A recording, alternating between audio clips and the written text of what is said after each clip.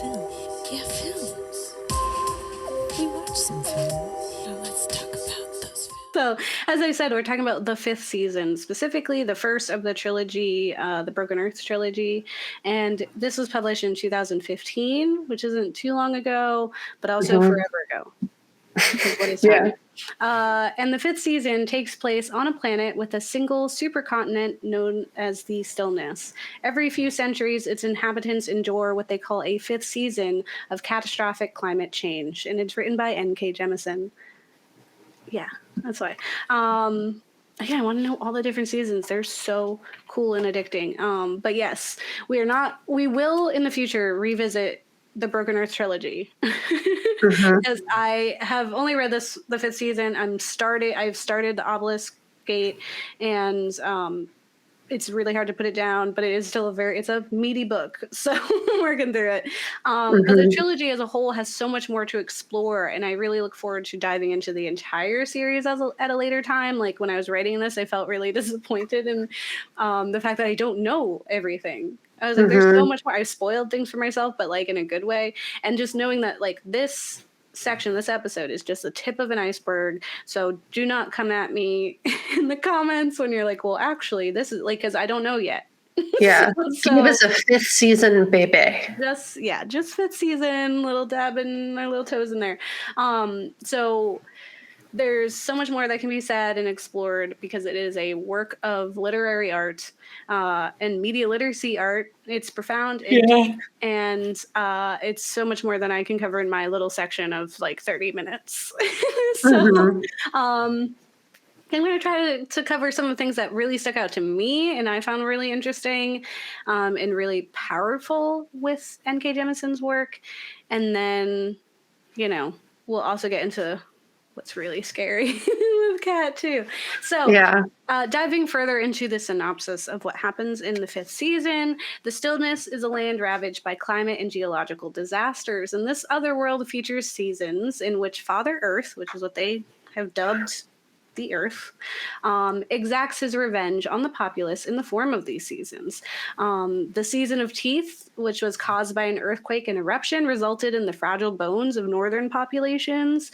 The Madness season, caused by an eruption that blotted out the sun for 10 years, led to increases in mental illness and probably like depression, like all kinds of like, all those things. Essentially, this is a world that's suffering from the choices of its predecessors. We are in the end. Essentially, that's what she tells you. And the end is this world that is suffering the consequences of what peoples have done before it. And it's kind of like cautionary tale for what we might be doing to our planet. So further, Father Earth, in an attempt at control, created a race of people known as origines who control tectonic plate activity, siphoning heat from the Earth and living beings around them to move the very Earth beneath them. This part I found really interesting because it's like this form of magic where they do need to use heat to be able to they're like earthbenders. But they need heat, and sometimes it's like body heat from another person or it's from the environment. And the Name of the Wind fantasy books also have magic in them, and they had a similar thing with that where I was like, that's so cool to have these like practical explanations for what is otherwise magic. Of course you would need to exchange energy to make this thing, so alchemy. Really fun. Alchemy. Consequences. Anyway, these origins, which are earthbenders, having this phenomenal power, are predictably feared by the Stills, who are normal folk, still, and therefore oppressed by those who don't understand their power. Origins live in fear too, their fates tied to their own populace's whims. Some are murdered by the townspeople around them. Even their own families are at risk. Jemisin shows that to us immediately with a murder by family. Others are enslaved by the Fulcrum, which is like this schoolish program, oppressive system, which hones the skills of the origins to be used for quote-unquote good. And here they're used as tools and are under the control of their terrifying guardians who can nullify their powers and existence. Yeah, they can nullify their existence, just straight up unmake you. And it's terrifying. Yeah. Dad's about to see that when she gets to this book. She hasn't even seen the unmaking yet. Others still. Oh God. It's like, it's so scary. I was like, this is horror. You cannot tell me. Yeah. So there's people who are murdered by their family and friends and neighbors. You go to the fulcrum where you're turned into this tool for the institution, and just utilized until you're not anything. Others survive long enough to control their powers and successfully hide them, allowing them to live amongst the stills. And they're known as ferals. They're born wild out there, and by learning outside of the fulcrum, they are a bit more dangerous and untamed, and also not as skilled and powerful. Like, some of them are pretty good. Later in the second one, we get to see a little more powerful ferals out there. But for the most part, they're kind of like untapped because they can't be as open, There is one even more horrifying fate of certain origins, but I won't spoil it because it was really horrible. It was really traumatizing. That was so sad. That was a treat for you. That horror will pilots the fear of a lot of people. It's like, oh, that could happen. That's the worst fate of all, so we avoid it. This story. That was the big sad, right? No, that's one of the big sads. Okay. Sorry. Go ahead. It's like the second big sad. So yeah. In the 5th season, the story follows 3 of these origins. We have Isun, who's an older and mysterious origin who just lost their son tragically. They, or rather you, set out to find their other child who is still alive and actively in danger. Cyanite is a fulcrum-trained origin. She has 4 rings, which is the fulcrum status tier system. Rings by how skilled you are at controlling your powers. And they are setting out on a challenging mission with a temperamental and complicated 10-ringer, Alabaster. 10 super powerful, very dangerous, and a little bit crazy. Or a lot of bit crazy. They're seen as very crazy all the time, but also amazing. Love them. And their name's Alabaster. And then finally, we have Demaya, a young feral origin who is discovered in her home to be a Roga, which is the slur for origin, and is given to her terrifying new guardian, who brings her to the fulcrum for taming. Part of this taming is he breaks her hand to show her that she's dangerous and that he is powerful. And she's supposed to love him. Anyway, throughout the book, we journey alongside these protagonists, and they encounter unspeakable horrors, reckon with oppressive forces, find love, lose love, and more. And a beautiful and heartbreaking story of perseverance in the shadow of a dying planet. And when we start at the end of the world, you have to ask, where do we go from here? So I'll start with a dream. So last week we talked about N.K. Jemisin, her process, and how it starts with a dream at first. And so here's a bit about her dream that she explained in that incredibly helpful New Yorker article that we talked about last week, titled N.K. Jemisin's Dream Worlds by Rafi Kachadorian. And they say, several years ago, N.K. Jemisin, the fantasy and science fiction author, had a dream that shook her. In her sleep, she found herself standing in a surreal tableau with a massive floating in the distance. It was a chunk of rock shaped like a volcanic cone, a cone-shaped smoking mountain, she recalled. Standing before the formation was a black woman in her mid-40s with dreadlocks who appeared to be holding the volcano aloft with her mind. She was glaring down at Jemisin and radiating anger. Jemisin did not know how she had triggered the woman's fury, but she believed that, if she did not ameliorate it quickly, the woman would hurl the smoldering massive at her. So Jemisin awoke in a sweat and jotted down what she had seen. I need to know how that person became who she is. A woman so angry that she was willing to move mountains, she told me. She was angry in a slow burn, with the kind of anger that is righteous, enough to change a planet. That's a person who has been through so much shit that she has been pushed into becoming a leader. That's an MLK. I needed to build a world that would explain her. Boy, does she. It's fascinating to imagine that this dream and then a class that she attended by NASA explaining how doomed the Earth would be without its moon inspired the saga of Fifth Season. Each of the books in her Broken Earth trilogy won the Hugo Award. We mentioned this last week. Which is the first time that has ever happened, that each book in the trilogy won a Hugo Award, and she was the first Black person to win the Hugo Award, period. It's a big deal. And there's a reason why, because it's phenomenal. And at the core of the series is a story about humanity, both the good and bad of humanity. And just as Octavia Butler confronted and addressed the flaws in our society, doomed by our hierarchical nature, prejudice, and short-sightedness, Jemisin too envisioned a world that, although fantastical, is also very honest. Akin to a mirror. I had spoke with a friend who read the series and described it as another place, another world with alien folk. And I couldn't disagree more. For me, this book was not science fiction, but instead speculative fiction. Sure, we cannot move the Earth now, but I have no misgivings on the power of our planet, our connection to nature, and how the Earth will always put itself first, healing, shifting, unmaking, and remaking itself into something we'll need to adapt to. And maybe that looks like us being earthbenders, you know? It doesn't seem that crazy to me. You're like... Yeah, no. And when we get into my section, you'll learn it isn't that crazy. It isn't that crazy. Yeah. And definitely all the seasons like are logical. Like they have these crazy fantasy names like the Season of Teeth or Season of Madness. But then you're like, oh, of course it would be the Season of Madness if we didn't have the freaking sun. Like it all makes so much sense. And so wait for cat section because they're gonna go all over that. But I'm gonna lead into some of the themes that come up, and they're a lot more about people and the tragedy that is humans. So N.K. Jemisin's work is often steeped in deeper meaning. We talked about this last week as well. And her world is a replica of our own, full of pain, turmoil, and resistance. Again, another Octavia Butler kind of thing where there is a strain of hope and empowerment through this like existing and persisting. Though each one of her books is unique, this world built from dreams and research, they do have similar foundations throughout.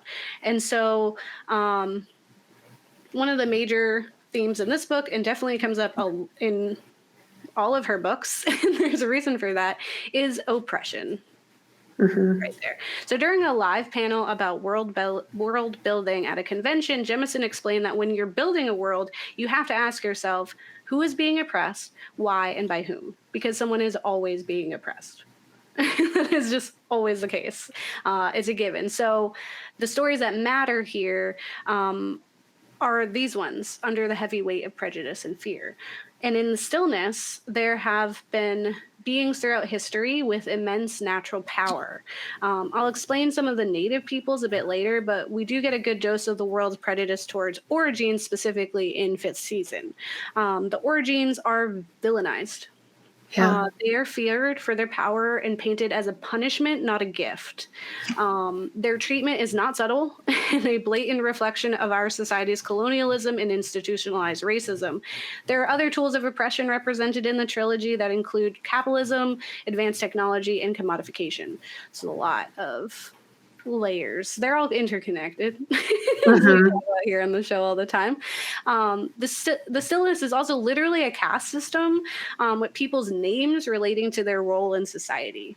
So it's like name this, that. That's how I was going to introduce myself on the show, and I forgot. I was going to be like, Gabe, podcaster.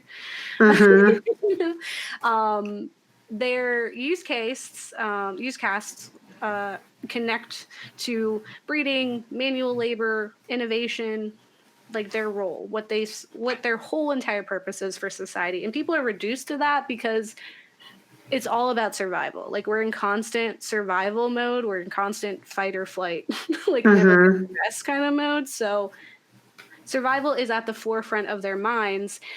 So storytellers are seen as archaic and useless. We see a bit more of that in Diablo's Gate, just a little bit so far that I've seen. But origins don't even get that. A use cast name. Instead, they're reduced to a subhuman designation, a trained but not to be trusted monster. because their origin. That's it. That's what you are. You're just this. You're raced. That's literally it. It's not your.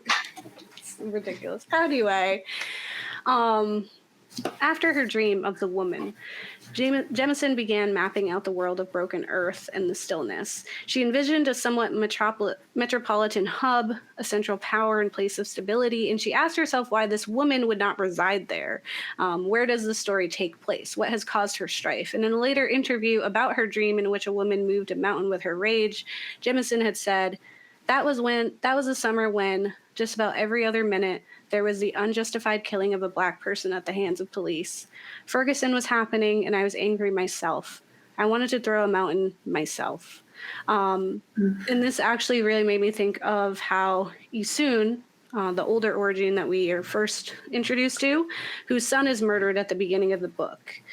She explains that she hadn't been able to teach him control because he was still young. He hadn't known how to hide his origin and to know that what was in him was wrong. Like it was just innocence. In Obelisk Gate, how little he knew about his own villainy is really painful, because he has this naivety, this perceived safety that causes his death. Because he's not on alert, essentially. So this education that Isun planned to show her son and had presumably shown Nasun, her daughter, and even then she didn't fully understand the danger either, we get to see that later, reminded me of the talk that many Black parents have with their children, where they warn and prepare them for interactions with police and others who will see them and only see violence, fear, and retribution. It made me think of all the young Black kids who don't get that talk and are now no longer here because they weren't prepared.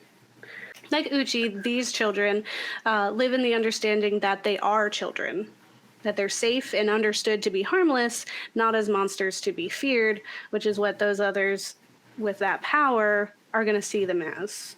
But even still, like, there's always a hint of otherness at a certain age. Like, something is wrong with the way that others see you.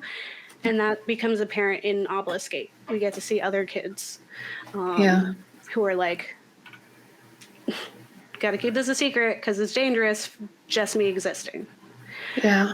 There's also the problem of tradition and inheriting generational traumas that really stuck out to me, especially in Obelisk Gate, but even throughout the 5th season, it's starting to pop up that there is this problem with tradition, or the quote unquote the way things have always been, because tradition can oftentimes stifle the growth and advancement of humanity because we just kind of get stuck in the routine and what is supposed to be done. And it's like, how many times have revolutionaries and those daring to question the status quo been met with excuses of that's the way it has always been when trying to make a change? Yeah. Get anywhere if you just keep doing the same thing. That's literally madness. So throughout the journeys in the 5th season and the Broken Earth trilogy as a whole, we get a glimpse into the world, the whole stillness world. And after each chapter, Jemisin gives us a snippet from the Stone Lore, which are these written warnings or instructions. They're like pieces of history, but the ones that we see in 5th season are the ones that are like, prepare for a season by storing stuff. And it's like, don't trust origins. That's what they are. And the Stone Lore are followed quite strictly by the people in the stillness. They offer words of advice for preparation for surviving the season, so they're really important to them. They also warn of the dangers of the powerful origins that are emotional beings, and if they are left to their own devices or feelings, could end us all. So it comes from this place of fear. But we also learn in 5th season that the Stone Lore, the characters have grown up with, these words of wisdom, are not limited. These are not the only ones that exist. More out there, like these hidden apocryphal texts that Alabaster, my favorite character, reveals to Cyan. And Alabaster serves as this wise voice of reason, even though he is labeled as crazy, because he's crazy just because he doesn't do what everyone wants of him, and he's mad. Yeah. He's mad that he's just like shook, like all the time, because he Yeah. has to deal with like the heavy weight of knowing the real horrors of the world, and so he continually, like, frustratingly so, reveals things to Cyan, of what the truth is about their people, specifically about origins, and saying, like, you know, we are more powerful than you think, and that it is the ones in powers that are the ones in charge are afraid of them, and so Yeah. are trying to suppress them.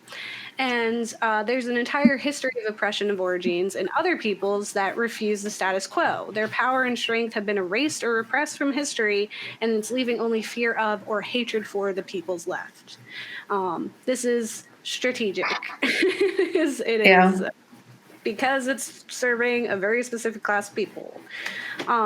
Generational trauma is also a really strong theme within works of Afrofuturists as a genre. Afrofuturism is defined by Natasha L. Womack as an intersection of imagination, technology, the future, and liberation. And the term was coined by Mark Derry in his 1993 essay, Black to the Future, where he imagines Afrofuturism as a possible response to his question: can a community whose past has been deliberately rubbed out and whose energies have subsequently been consumed by the search for legible traces of its history imagine possible futures? And this place, Afrofuturism, it's like, it's not fiction. It is fiction. Yeah. Isn't it? Like, it's so in the fifth season and the rest of the trilogy, we can watch as these questions are actively asked and solved by the protagonists. Cyan, Isun, Demaya, spoilers, all the same person, are indoctrinated into the Fulcrum's lies and later into the revolution. If you were told your entire life that you and people like you are wrong, evil, to not trust your instincts, that you are deadly, like you can harm the people you love, you have no choice but to believe that. And we, as readers, learn of the cultural truths alongside these protagonists and with them too.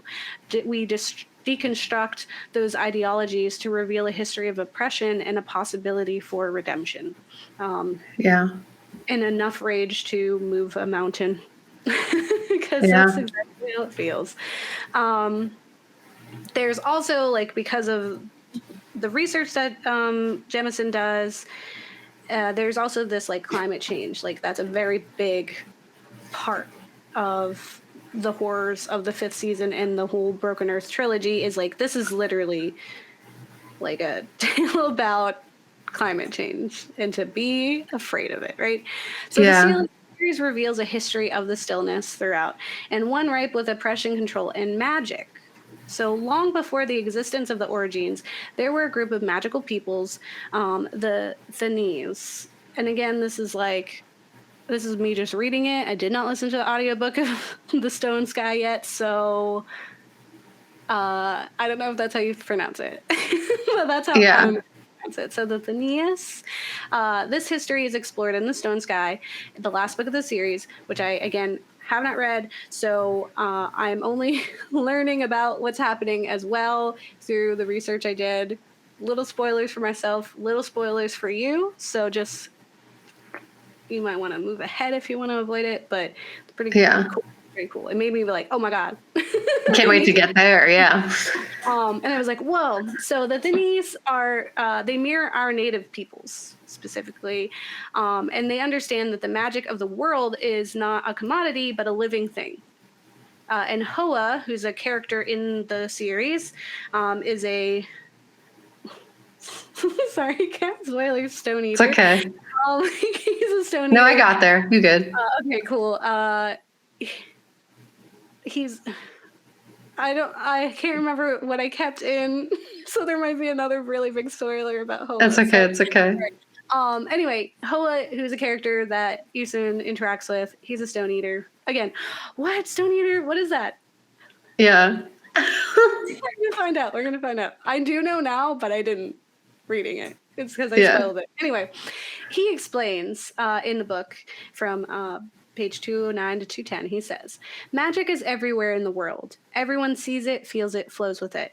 In Sil Anagist, magic is cultivated in every flower bed and tree line and grapevine draped wall. Each household or business must produce its share, which is then funneled away in gene-engineered vines and pumps to become the power source for global civilization. It is illegal to kill in Sil and Aegis because life is a valuable resource. The Nies did not believe this. Magic could not be owned, they insisted, any more than life could be, and thus they wasted both by building, among many other things, plutonic engines that did nothing. They were just pretty, or thought-provoking, or crafted for the sheer joy of crafting. And yet, this art ran more efficiently and powerfully than anything the Silenagistine have ever managed. Lots of words. I don't know, because they're all words are made up, but these ones are especially made up. So, while the Sil Anagists sought to cultivate and commodify the magic of the world to make this lovely capitalist system, the Thenese look to respect it. And so the Scylla Anagists colonized and later annihilated those peoples for this. Because that's what they do. In a blog titled, "Oh, Oppression, How Much We'd Like for You to Leave," Part 1 by writer Jose Romero, they compare the description of the treatment of the Thenese to the Indian Removal Act, stating, on page 209 it states, the Silenagistines took their lands. The Nies fought, but then responded like any living thing under threat, with diaspora sending whatever was left of themselves flying forth to take root and perhaps survive where it could. And they say, as I was reading this, I was instantly reminded of the Indian Removal Act of 1830, which is a law passed by Congress to remove Native Americans, a very socially and politically oppressed group, from their eastern homelands and force them to move west. Like these individuals who had to migrate west, Nias too were managing to keep hold of who they were, though, and continuing to speak their language, even as they grew fluent in other tongues. Later on in the text, it is revealed that Sinologists, Silenagists, I'm going to say that Silenagists were committing genocide against the Thenese since they couldn't understand their magic and realized that they did not have to conform to treating magic as only a commodity. And so they took control of their power in the system and removed that oppressive group from their society. The scornful dismissal of Nias efficiency as a fluke of physiology was superior and infallible. And as discussed in our eco-horror series, there are many activist groups in the country fighting climate change and the harmful acts by those in power who have too much of it and are harming our earth for money. Sound familiar? These groups are often led by and maintained by indigenous peoples. Atwood, in explaining the horrors of The Handmaid's Tale, had explained that nothing in her book was made up and everything that happens has happened to someone, some people, at some point in history. For Jemisin, that is also true. Under the guise of the fantastical, the magical, there is truth in the very human reactions to such elements. In their section, Kat will explore the real horrors that we may face were we to lose our moon, a tragedy, a volatile end to our monstrous reign on the planet. But if we find ourselves persisting on this planet despite that, despite the annihilation and the absolute transformation of our world, I have no doubt we'd not learn from these traumas, but instead will perpetuate them for eternity. Ever hopeful I am. Yeah. As I said, I haven't finished the series, so I don't know if Jemisin offers hope in the end, the way Butler did. All I know is that she starts us at the end in the cold, dark, and emotional grief of the end, and she reminds us that it's the end wherever she can, that this is the end of the world. I look forward to seeing how it plays out, how we got to the end of the world, and how maybe the end of the world just means the end of what we know. Yeah. And so just some final thoughts by Cachadorian from that amazing New Yorker article. They say, it could be read as an environmental parable or as a study of repression or as a mediation on race or a meditation on race or as a mother's post-apocalyptic quest. Jemisin wove in magical elements, but she systematized. That's it. She's oh my god. You could do it. What is it? Systematized. Systematized. Jemisin wove in magical elements, but she systematized them so thoroughly that they felt like scientific principles, laws of an alternative nature. She evoked advanced technology that made it so esoteric that it seemed like magic. Yeah. Thank you for such big words. Check out our blog for links to further reading. If you've read the whole trilogy, then I highly recommend reading some of these entire papers about all of the ways that oppression is there. And there's also spoilers if you haven't read them, but it also is like really awesome. It's like, whoa, what? So that's me. Yeah. Yeah. There's like made up words from her that are hard, and then there's made up words in our language that are hard because all words are made up. Yeah, every single one of them. It's not real. Words. It's like when people get mad about grammar, and I'm like, grammar was made up. It's all made up. It's a system of oppression. It's not real. So, yeah. But, yeah, it's honestly such a good book, and I'm really excited to get to the parts, even if it's a little spoilery time. To get to the parts next, because I still haven't got to the end of this season. I'm like very close, but I'm not there yet. So I'm like very excited to get there because I feel like so much more questions, but also then I get to read the other parts. So yeah, hopefully by the end, you have answers, which it sounds like we would. So that's I wouldn't say like, you mean like the end of the books? Yeah, like all of them. Okay, I thought you were saying, I was like, there's no answers at the end of 5th season. Okay, no, I mean like the trilogy ends, and if there's no ending there, it should be more than a trilogy. Yeah. No, you put more books now. I think it ends. Yeah. It's done with a bow. Yeah. Well, yeah, otherwise it wouldn't be a trilogy. I haven't gotten there yet, so. Yeah, we'll get there, and then we'll have many thoughts, I imagine.